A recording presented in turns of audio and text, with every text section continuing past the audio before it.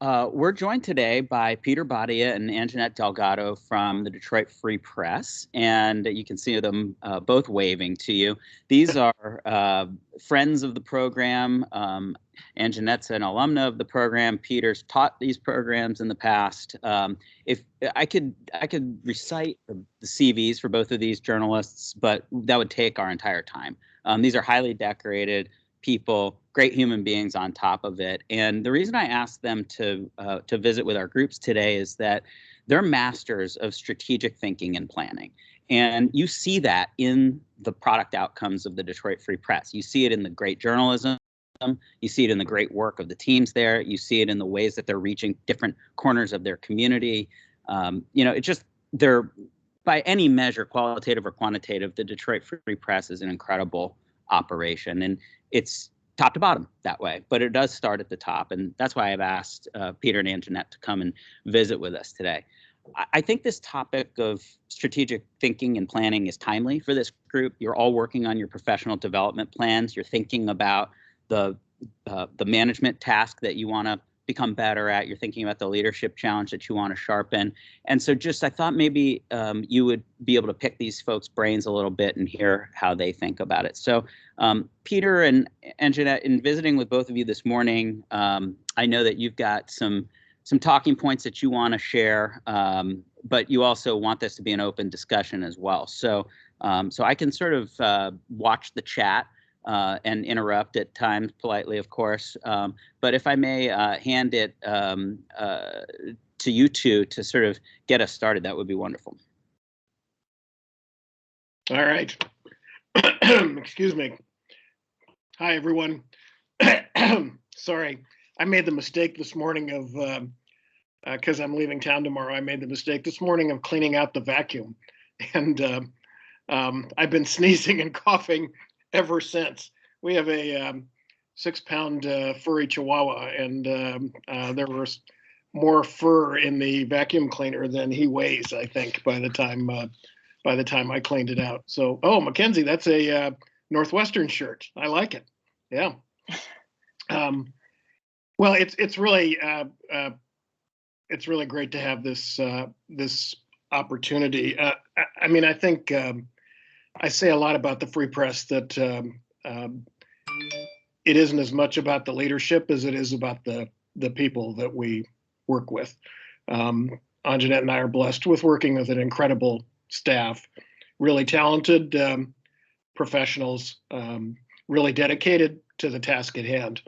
But I've been at the Free Press now for 4.5 years, and almost 4 years for you, Anjanette, I think. And it's still a work in progress. You know, everything is, as we know, in what we do, there's no such thing as perfect. It's always about trying to get better, trying to do our work at the highest level possible. And I'm fond of saying, it's always dangerous to quote yourself, but I'm fond of saying, when the company asked me to go to Detroit, you know, basically my marching orders were twofold: grow the digital audience, improve the journalism. And there's a lot to be said for simple strategies in trying to execute them and trying to figure out what you can be and want to be. I flipped that a little bit because I always put journalism first, and I believe very strongly that good journalism drives audience, and I think we've proven that. Certainly through the work of Anjanette and a lot of her colleagues, we have exponentially increased the effect of that, especially in the digital space and especially in the digital subscriptions space, you know, which we were a latecomer to because of the joint operating agreement in Detroit, but now are roaring forward with that and having some real success. You know, I've been doing this for a long time, 40 plus years, and you know, I've got my cliches down really, really well and all of that. But I think the key to strategic success is finding good people, putting them in a place where they have the opportunity to succeed, giving them really, really clear guidance and marching orders, and then getting out of the way and letting them do their work. We've all had, I'm sure you've had, I've certainly had, I like to call them parrot bosses, meaning they're these little birds sitting on your shoulder, whispering in your ear all the time. I don't know, that's sort of a pirate reference, I guess. I'm not sure, but we've all had micromanager bosses. And I think that beat into me at an early age that that's not what I'm going to be. I know that to be successful, the people I work with have to believe that the work they're doing is important and that they've got the opportunity to soar spectacularly and occasionally fail miserably. And at the end of the day, it's all about moving forward. And I can't tell you how strongly I believe in that.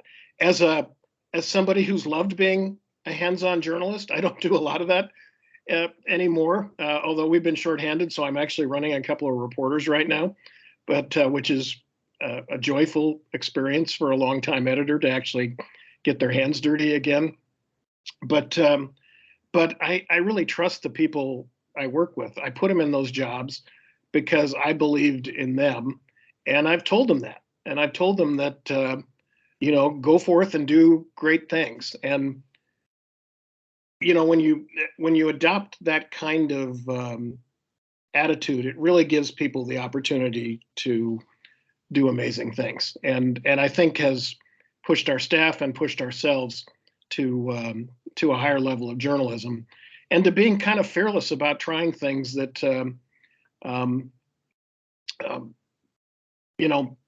we might not have precedent for, or might even go a little bit against company orthodoxy. And I think that's part of the equation too. I'm a very I try to be a very, very good corporate citizen, but I very much also believe in the principles of first break all the rules and figure out what's right and do what's right. And yeah, I get in trouble sometimes, but if we can deliver on what's expected of us, then taking those risks is absolutely worth it. Anjanette, you want to take it from there a little bit? Yeah, that's a nice segue. Hi, I'm Anjanette Delgado. And I got to say, what Peter is saying is really borne out in my time here. When he called me and said, I'd love for you to come and work at the Free Press, we had a conversation that was not about what the job responsibilities would be and how many people would be your direct reports. It was not about that. It was like, this is my management style. And it was exactly what he just outlined for you all. And I said, that is the management style that I like to work with. And so I knew right then and there it was going to be different coming here and working here. So, and it has. He also, when I started here, he gave me a wonderful leash and said, I want you to take 6 weeks, and just watch and listen, and then tell me what we should do. And so I didn't feel like I had to come in and really start changing things right away or start getting involved right away. I had that opportunity to do that, which I think then set me up well for having a staff that understood me and how I worked and was comfortable with me by the time I said, okay, let's go. And this is the plan. If you all know me, any of you know me, I'm very goals driven. I like to work for purpose. It's why I'm a journalist. I believe in the mission of journalism, and that doesn't change if I'm, working on a tech project. It still needs to be for the mission and for the purpose. And so when I think about how we're going to do things, and the prompt Mackenzie gave us to start this is how do we think about doing things big at the Free Press? And it always comes back for me to the goal and the reason you're doing it. I think early in my career, I built things that I thought were cool and I wanted to read them or work on them. And you really need a bigger purpose than that. And it's great when that aligns, but you need a bigger purpose than that. So I start with the goal. I work backwards from there. I design for any sort of challenges and plot twists I think I might run into. And another super important thing is assemble allies. And this is not, getting everyone together and saying, okay, who's on board? This is hitting people up one-on-one and saying, hey, this is what I want to do. Will you support this project? Or what do you think if we do this? And so you sort of build these one-on-one relationships so that by the time you're ready to go, you've got a good team assembled that really buys into it. And I start with people who are going to buy in, rather than the hard cases who are going to be maybe the last to get on board. I still am interested in them and I'm interested in what they have to say, but you need to get some momentum going early. So to give you some examples of this, sort of to come down off of the mission and get into the nitty gritty of it, we started, as Peter mentioned, a subscription model about a year and a half ago. And late to the game, everyone else had it before we did, but we all had to learn that.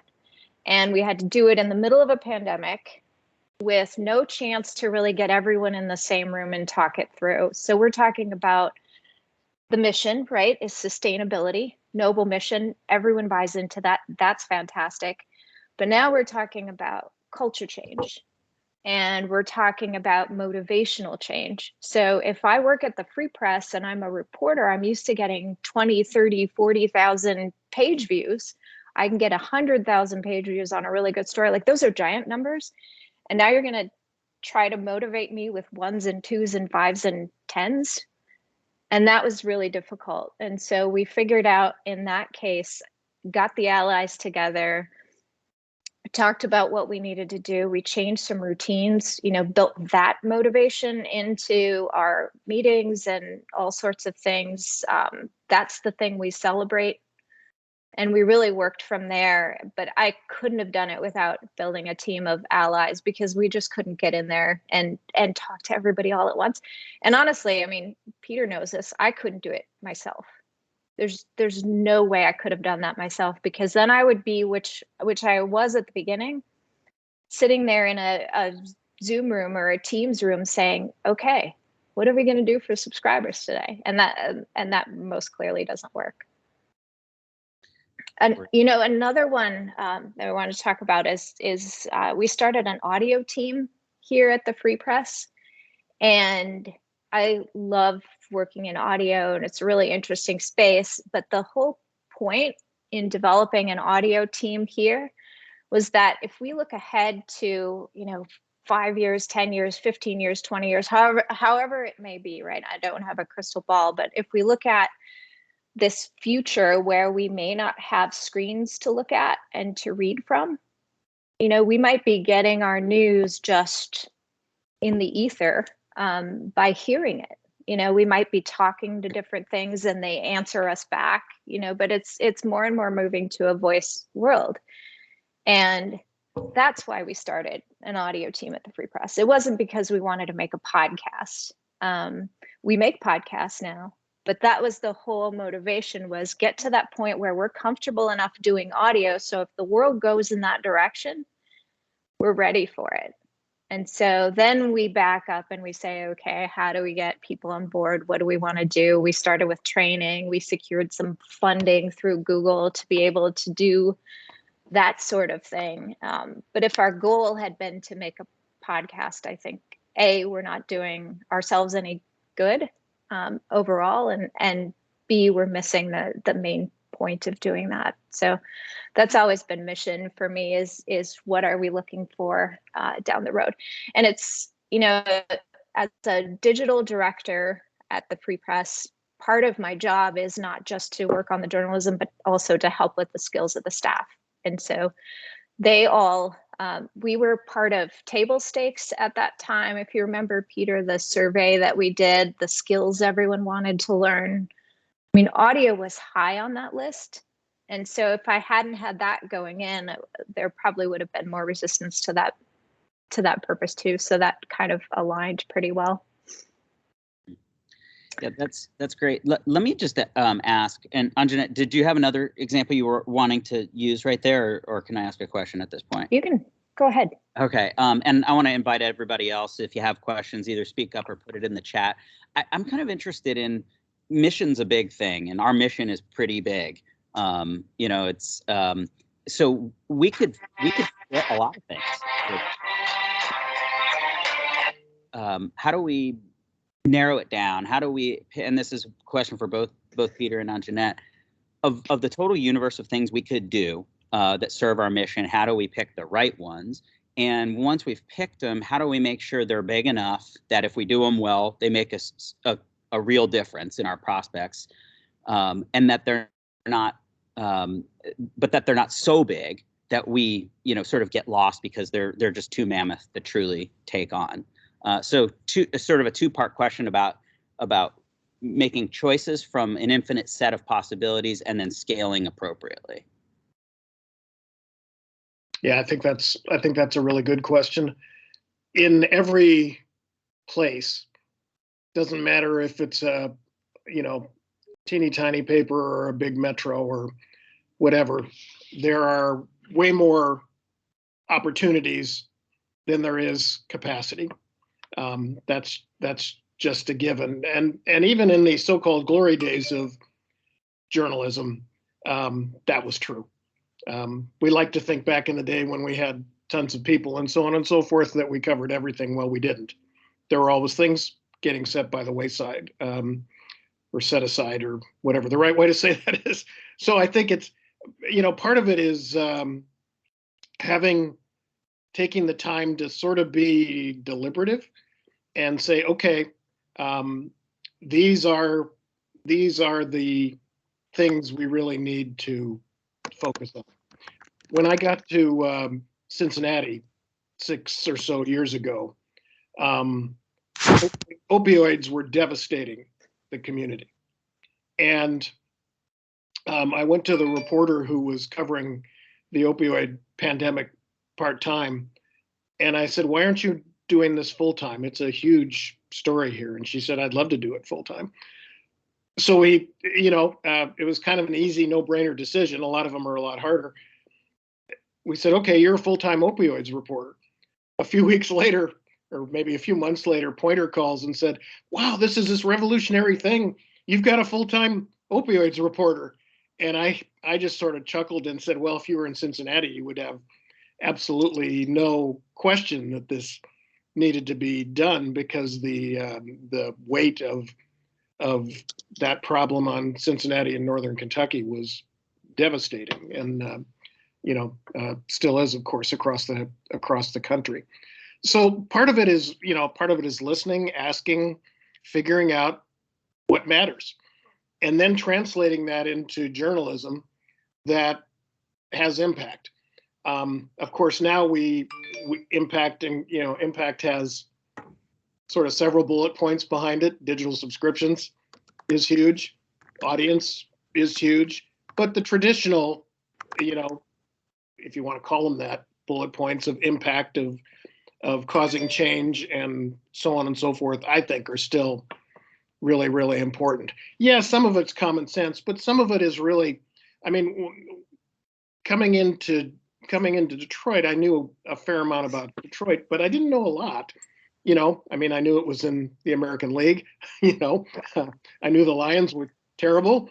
I knew Jim Harbaugh was a page view gold mine. All kinds of things like that. But and I obviously knew the basics of Detroit. But I had to spend a lot of time talking and listening to people who knew this place, both on our staff and not on our staff, and then bringing people together to sort of sort it out.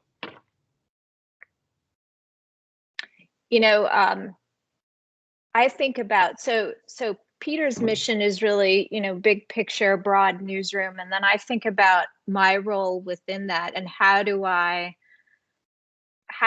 choose the things that the newsroom needs that get us to sort of the broader mission and the broader strategy that he has outlined. And so I think about what that might mean. For me, it's very much a process for me. I love processes. And so I always take a New Year's vacation of some sort. So that's a good time for me personally to reset, to think about my own goals, to think about where the newsroom is. So I take some time and I identify maybe 3, probably no more than that, topics, broad areas that are important for not only me, but also the newsroom to focus on this year. And then I simply put a sticky note on my computer with those 3 bullets. And that helps me stay on track for the year, because then I know what we're all supposed to be focusing on. And I look for the things that maybe that I can do uniquely that maybe, another senior news director is not focused on, that can be sort of my thing. And so to give you an example of that, going into 2020, before we knew the pandemic would hit and hit hard, my small bulleted list was AI, audio, and subscriptions. And so I kept that sticky note. And when we all left the office, I brought that sticky note home with me. And then COVID hit and it was all crazy. And even through all of that, that helped keep me on track, because we never missed a day doing audio, even though we had to move to a completely remote working relationship where we couldn't interview people face to face either. So how do we set up good quality audio in people's houses across the, so all of those became important for us as we moved into COVID. That didn't change them. But I also kept them loose enough. So if you think about like AI, audio, and subscriptions, that's not like I want to do this specific thing in AI. It's I want to see how AI can take us through the year and how we can make that more of a newsroom habit. Because if you get too specific, also, I find that it changes too much. And then you find yourself trying to meet a goal 12 months from now that doesn't make any sense anymore. So I keep them broad. And then I get really nerdy about it and I color code my calendar. I kind of take a look every Monday and I say, okay, audio is orange or whatever. And then I make sure that I have some of that represented on my calendar for the week. Otherwise, I'm not going to do it.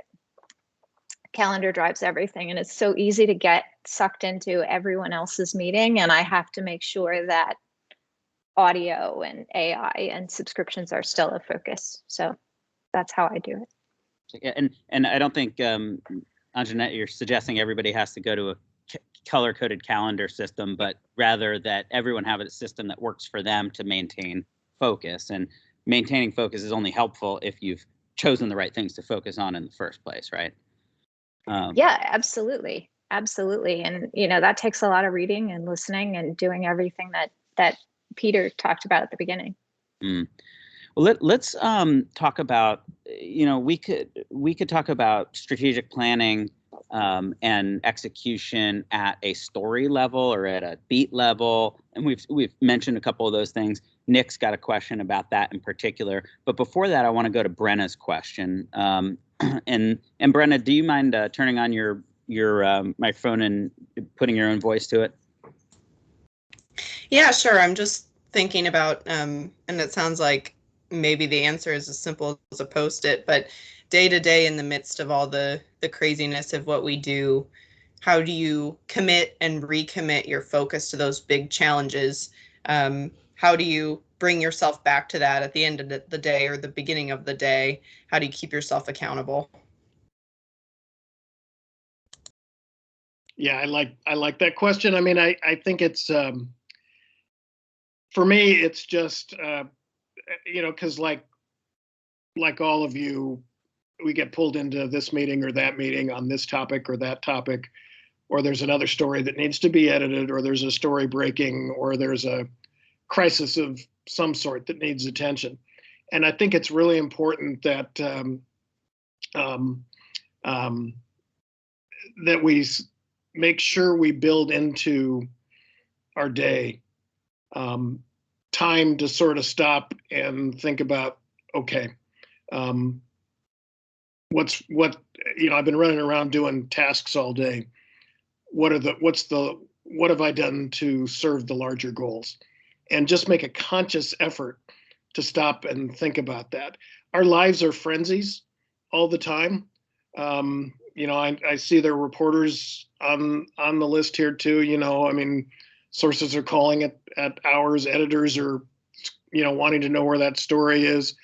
You know, oh crap, I forgot to write the headline or do the social media. You know, et cetera, et cetera. There's always something that's gonna take your mind back to the moment of reality, and you just have to build into your day. And it's also important that you're not doing this at, I'm the worst at this, so don't, you know, I don't want anybody looking at my, you know, charting my daily schedule, but you don't want to be doing it at 10 o'clock at night either. You need to be doing it in the context of your workday. Maybe it's the last thing you do before you log off and go to dinner every day. I tend to do it in the morning because you know, typically meetings don't really start up till, you know, hopefully 10, sometimes 9. And so I have some coherent time when my brain is functioning to do that at the beginning of the day. That's when I try to do it. And I'm a big Post-it person too, although I can't say they're color coded. That's impressive. But anyway, I just think making sure it's part of your day, just like, you know, lunch is. Yes, there's a system out there called Take Back Your Life. And that's not like a joke. That's like the real name of an organizational system. And I was reminded of it by Peter's comment. And it talks about sort of knowing what times of day your brain is wired for certain tasks or optimized for certain tasks. And everybody's different, but this system encourages you to block off a certain amount of time to do tasks that will be like 2 minutes or less. And, you know, you can knock out 10 of them and your brain only has to get into second gear. And it will encourage you to put certain amount of time on your calendar where you're not going to be in front of a screen, but you are thinking about work, or you are, you know, so in other words, you're not getting sucked into Teams or to email or things like that. And it's got, I don't know, 6 or 7 other sort of features to it. But the idea is that, you know, you know yourself, and you know your brain is good at doing certain types of tasks in certain moments. And if you give yourself uninterrupted time and schedule it, you'll be more productive. All right, now the questions are coming in along the side. So I'm going to start with Nick to ask his question. After that, David, then Joe, then Ed. So that's the queue right now. Nick, let's hear from you in Iowa. Hey, y'all. Nick Garcia. I'm the politics editor for the Des Moines Register. And I think my big question was, when you are, whether it's like a higher level Sunday story or a big project, does the FREEP have a sort of a system or a document that you guys work through to make sure you're hitting all of the things so you don't miss something off? I think I find myself often missing one piece, whether it's the print component or digital play. There's always one thing I'm forgetting, and would love to hear from you if you have any tips. Nick, I'm going to let Anjanette answer that. But first of all, what the hell is the Iowa legislature doing? Isn't it Iowa the one that kicked the reporters off the floor? Yeah, it was. Do we need to mobilize an army and come in there and kick their butts? It was the Iowa Senate. We're still on the House floor, thankfully. And yeah, I mean, please come kick some butt. We'd love to have you. Well, my mom grew up in Iowa City, so I always have an excuse to come to Iowa. So, sorry. It is -7 degrees today, so maybe hang tight. But we'll come in spring. we'll still be here, hopefully. Go ahead. I'm sorry. Yeah, you know, I'll say first of all that we don't have a really buttoned up, you know, like everything included in this sort of doc. What we do have is some certain questions we ask ourselves every single time, and it starts with audience. And we think a lot about audience strategy. So obviously, you want to think about audience strategy in the largest numbers possible. How do we get as many people as possible into this? And then what, again, working backwards, right? What are the steps for that? So what do we need to build? What do we need to include? All of those things. What platforms do we need to be on to reach that magic number of everyone has to read this? But then the second audience target we have is who needs to read this? And that's very specific to the story and the project. So is this something that needs to get in front of decision makers? And is this something that needs to get in front of, the people who need to know how to turn their water back on? I mean, like, how does that work? And then we build backwards from there. Nick, I've seen some documents around the company where people have a really elaborate social plan where everything has to be written beforehand and buttoned up and approved by, at least one person at that point. And, I don't knock that at all, but what we've found that works at the FREEP really well with this audience especially is being fluid enough that we know where we want to be, who we want to reach, and sort of what we want to say, but not like this has to go out at 12:30 and this has to go out at 1:30. We like to be in the social space and really think about what people are talking about right now and how they're responding to what we've published, and then be able to pivot. Does that help? Yeah, thank you. Very good. Let me throw to Oklahoma City. David. Yeah, my name's David Dishman. I'm the business editor at the Oklahoman, which, as McKinsey said, is in Oklahoma City.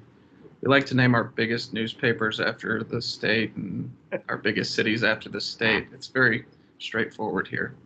I just had a question, and Anjanette, you're talking about your audio team kind of prompted this, but it's open to either of you.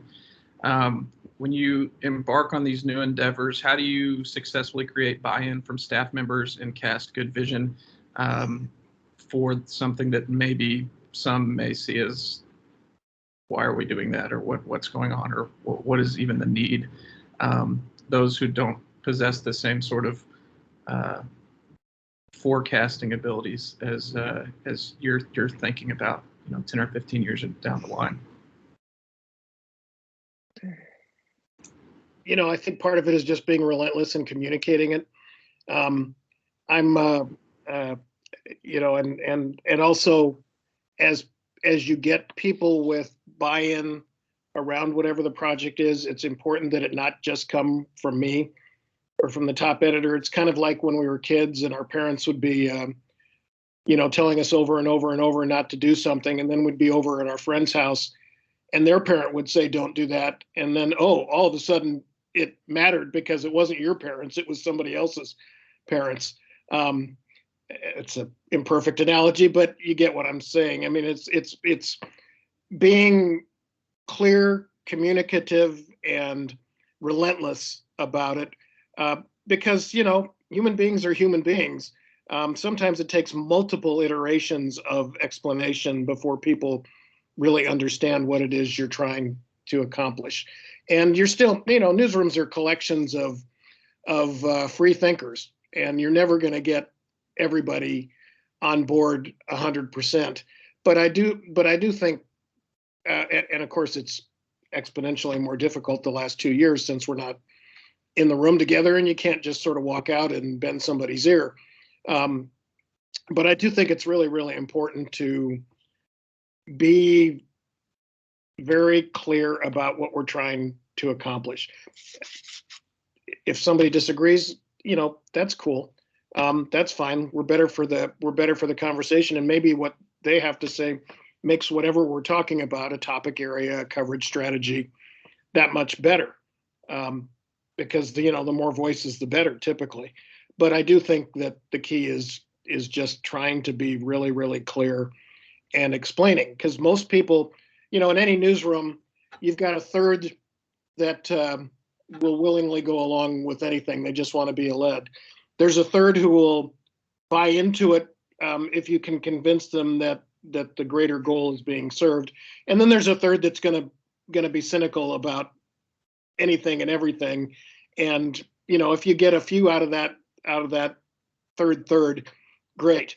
But that's, I mean, it's when a big story breaks, that's not an issue. When the Oxford school shooting happened north of Detroit, now 6 weeks ago or so, 5-6 weeks ago, obviously the entire staff rallied to that. We had a Sunday story with 25 reporters contributing to it or something like that. That it's not that kind of thing. It's the more strategic kinds of things. But I do think I'm repeating myself now, but that's part of the point. It's being relentless. Sure. Anjanette, let me ask you a question about time horizons and kind of making strategic choices. I don't want to put words in your mouth, but I kind of heard in your talk how you had something that was a little bit nearer on time horizon, something that was a little bit further away, and something that was a little bit over the horizon, and you're kind of working on multiple temporal tracks at the same time. Is that true or false? Is that on purpose or by accident? Is that comfortable or uncomfortable? What? Tell us about that. Yeah, it is purposeful, very much so. I think, when I started in the business 20 whatever years ago now, you could plan out for a longer time horizon because things didn't change as much as they change now. And so that's why, when I think about doing audio and making that a focus for a year, for example, that's broad enough that I can do some of those smaller things. So we can, we're going to launch a narrative podcast in 6 weeks, something like that we've been working on now for a couple of years, give or take some COVID gaps in there. But in the meantime, we've been doing these short little daily stories that we can definitely get more comfortable making audio. And then, so that was kind of the start, right? How do we just do audio on a daily basis? And let's make it small. Let's do it with a small audience in mind and kind of grow from there. And then we can work our way up skill-wise to doing a weekly news podcast that's a little more in-depth, has some music behind it and some real production value, but we couldn't have gotten there right away. So I think about kind of how we can at least start small. And, Mackenzie, I'm a big proponent of test and fail, test and measure, test and succeed, however you want to describe it. But nothing is really a fail as long as you learn from it. And so let's do something quickly. Let's not plan the heck out of it, but just do it and see what we learn. In every one of our audio shows, we build in this process of postmortems and reviews. And so before we talk about next week's show, we say, what did we learn from last week's show? And that's a build on everything. What are the numbers? I'm huge on data. What are the numbers? And those are a proxy for audience and people, and how are people responding? And that has to come with everything. And that's how you get to some of those bigger moves as we go. Got it. Now we have a couple of questions in the queue here with Karen and David Oliver. Both of them are asking about things that are key to our strategy, but they happen today or tomorrow, not next week, next month, or next year. So Karen, go ahead. You go first, and then we'll go to David. Hi, my camera's not on because I'm having internet issues today, but thank you, Mac, appreciate it. Yeah, I'm just curious about, you said that you all, watching throughout the day, really, like what's happening with your stories and adjusting. So how are you doing that? Are reporters watching their stories? Are planners watching? Is your digital producer, editors? From a resource standpoint, how does that work? Everyone's watching, I gotta say. And the best reporters just naturally do, right? Because they want to see, are people reading my story? What are they saying? What are they talking about? And they're right in that mix. So they're watching, and we still have a web desk here at the Free Press. And I know a lot of you are all set up to work with dots. Mm-hmm. And so you could kind of think of that same proxy, like, reach out to the dot, see how it's doing, talk to them. That's what happens with reporters all day long with us. And then we have a few who focus on the branded social media, and they're watching how it does from that perspective. Everyone's looking at their numbers. We'll get some people where we have to say, okay, it's only been up for an hour, like just relax, let it be up for a while, especially with subscriptions. Since we have a freemium model only, we don't have a meter, so every single story we put behind the wall is a choice. And so people work for a long time on their story, and then we paywall, and they're involved in that decision to paywall it, right? They're doing it. But then we launch, and oh no, I don't have enough subscribers. Are we sure? Should we take it out from behind the paywall? And we're coaching them to sort of hold tight for a while and see how it performs. But top to bottom, it's anyone and everyone. Yeah, I mean, we have the same paywall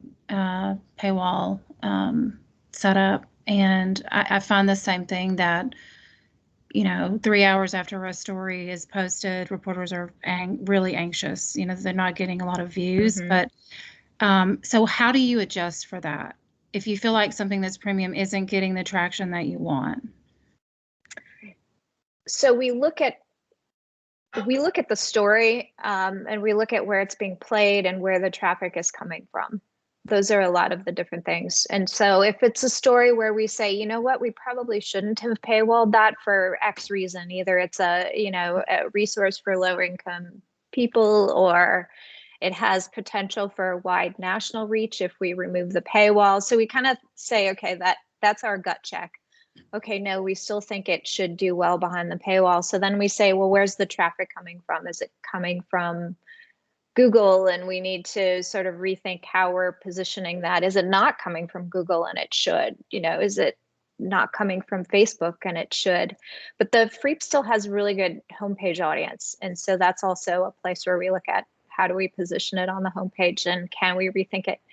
And we do headline testing, like relentless headline testing, this variant against that variant to make sure it's working.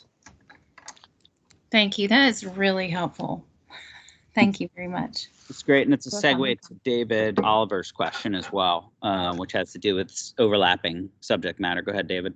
Hi, yeah, it was sort of basically the same. Thank you both so much for talking to us. But just wondering, I guess at the start, how do you determine what stories, should be free versus what should be premium? Does that depend on the project? Like, how does that all get divvied up? We try to think about it in topics and beats and things like that, as opposed to story by story by story, just for our own sanity. Because if I made that decision starting from 0 every day, that Peter would have somebody who's nuts on his hand. I couldn't handle it. But so we think about like real estate, for example. We can paywall most of the real estate beat, and that's fine. And so we ask everyone on staff to have that type of an understanding of their beat. If I'm the real estate reporter, 90% of what I do, I paywall. And the 10% that I don't is, competitive breaking news maybe, or resources or something along those lines. And everybody makes that decision about their own beat.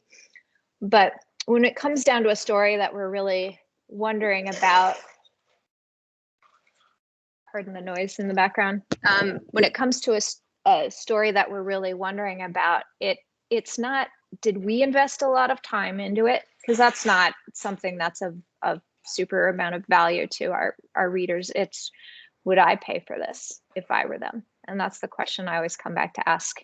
It's not my 5 months, it's my $1 or my $6 or whatever it ends up being. Thanks for the common sense gut check.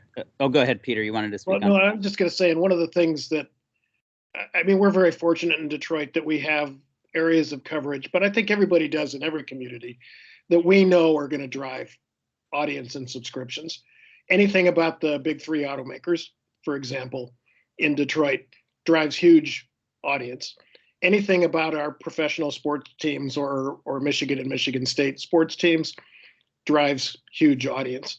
And so we've invested in resources, and we have really high quality people on those beats who get it, who really understand what's gonna work. You know, that they won last night 72-68, or that the Ford CEO has a press conference. Well, no, those aren't going to drive audience for us unless they're, you know, there's something dramatic about it.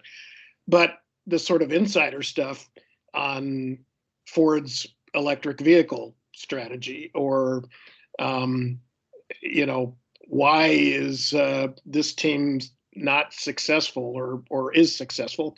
Usually not in our case in Detroit. That kind of stuff really drives audience, and we're fortunate. We haven't peaked. We're still building audience. People are still coming to us for that expertise, and that figures into our thinking really every minute of every day. All right, I want to ask one final question, and then be respectful of the time limit here. You know, we've talked a lot about making strategic choices about stuff that we're working on right now. Should we put this story behind the paywall or not? And we've even talked about long-term things like, you know, a screenless future and how we want to position ourselves with audio. I'm interested in just hearing about sort of the medium term as because it's something I struggle with.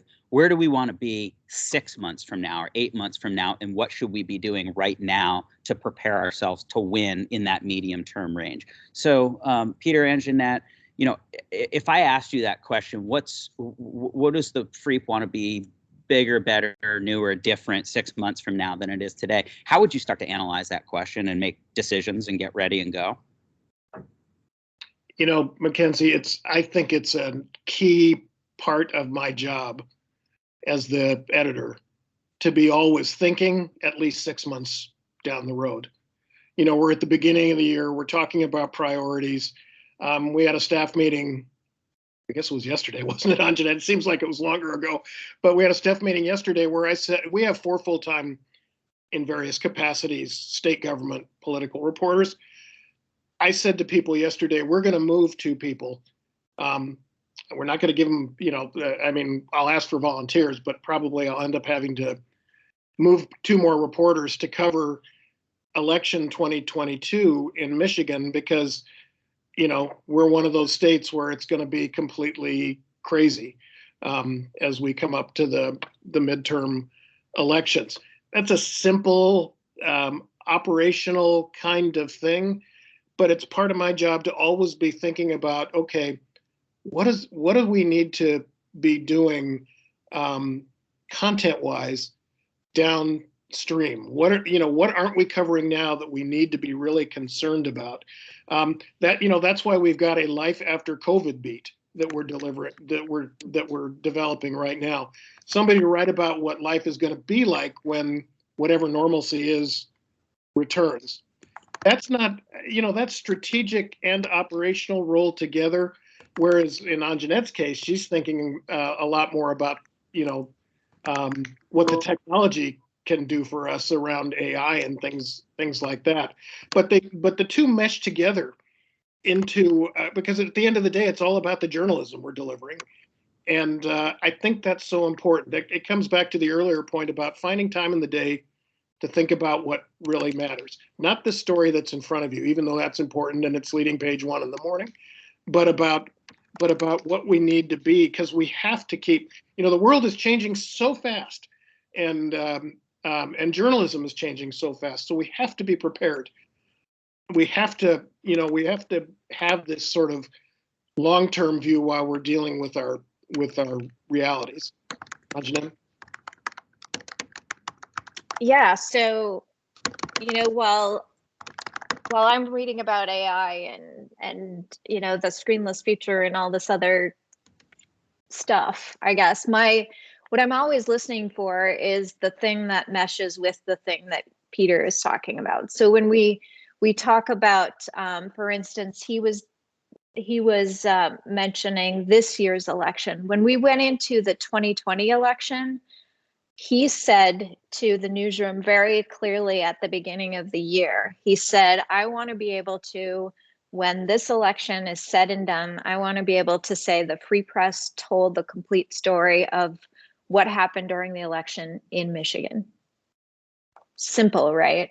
but what does that mean on a daily basis, and how do I get to that point? And we knew we couldn't do it without devoting resources to misinformation. And what that looks like yet, I'm not sure. So we started probably in February. We got First Draft News to come out and talk to us about what misinformation was and how you might spot it. And we just were kind of thinking broadly about news in general and breaking news. It applied really well to COVID. And then in September, we were still trying to figure out, okay, how can we cover misinformation really well? And I signed up for a night training course out of Texas, where I did it all online, you know, to try and learn, okay, what are the most important things, and identified that we really need to talk about the provenance of misinformation, like who's doing it and where it's coming from. And then I saw a grant application pop up for the American Press Institute, and they said, we'll give you $10,000 for some crazy idea to cover misinformation. And I said, well, okay, we want to do that. Michigan is very important for that. So we had a good, strong reason for it.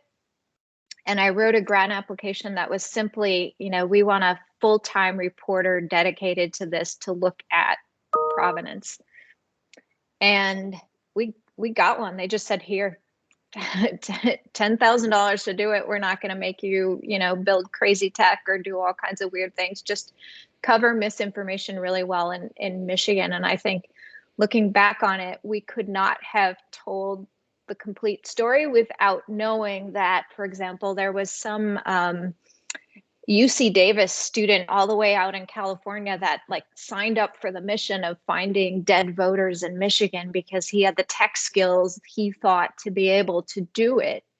And we interviewed him, and we also picked up the phone and called supposed dead voters, and they said, no, we're alive, you know. And so we were able to tell like a really interesting, complete story about that. But it starts with you know, that very clear declaration from the big boss at the beginning of the year, and then picking apart different ways.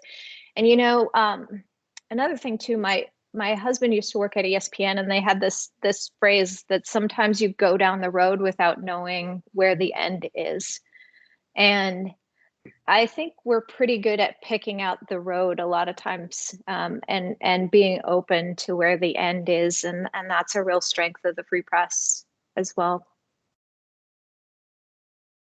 Wonderful. Well, we have covered a lot of ground. I appreciate it. We did it without a deck, which is in and of itself probably a win.